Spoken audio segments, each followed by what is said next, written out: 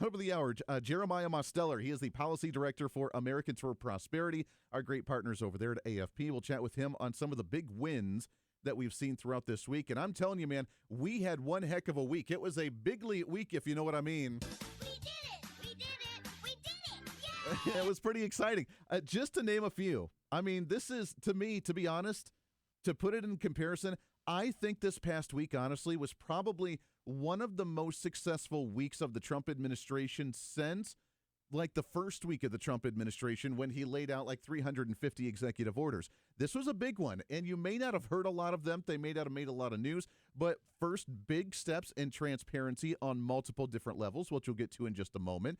Monday, we had the Supreme Court win with the U.S. Supreme Court saying that, yes, ironically, the executive branch, the President of the United States, has the ability to oversee the fourth branch of government or the bureaucratic agencies, the different departments and agencies and all this other garbage, that even though Congress appropriates the money, we have the ability to decide how the agencies actually operate because they're under the purview of the executive branch. Wild concept, right? So Donald Trump got that big win on Monday, which has led to now the slashing of near 1,400 jobs in the Federal Department of Education. That's a big win. That's pretty awesome. Then we had, on top of that, another 1,200 cuts of employees from the State Department as well, downsizing, trying to consolidate. That's part of the USAID, and that's part of the corruption that we see from the State Department overall. In general, this week we cut near 3,000 workers of federal employees. I'd say that's a big win.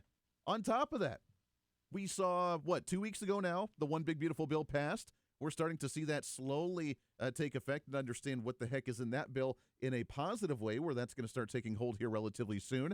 This week, we also saw a rescissions package, codifying $9.5 billion in DOGE cuts from the Department of Government Efficiency. That's another major win for us across the board. And in fact, I see that as even a deeper win, not just to start reining in the federal government, which obviously that's like, pennies that you find in the couch cushion compared to the entire federal budget. But nonetheless, it's still successful nonetheless.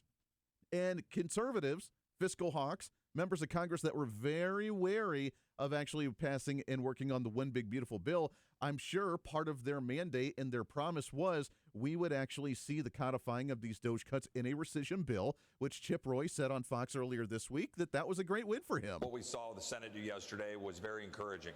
While they removed a handful of things regarding PEPFAR that we think was more important to be in the bill, at the end of the day, it's still over $9 billion of significant reductions